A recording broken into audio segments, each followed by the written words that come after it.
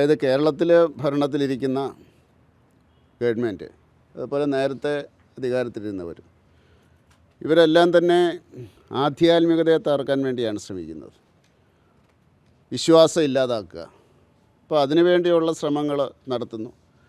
അങ്ങനെ ആചാര്യന്മാരെ തെറ്റുകാരായിട്ട് കാണിക്കുക, വിശ്വാസികളെ ആക്ഷേപിക്കുക, വിശ്വാസത്തെ ആക്ഷേപിക്കുക. അത് കമ്മ്യൂണിസ്റ്റ് ചിന്താഗതിയാണ്.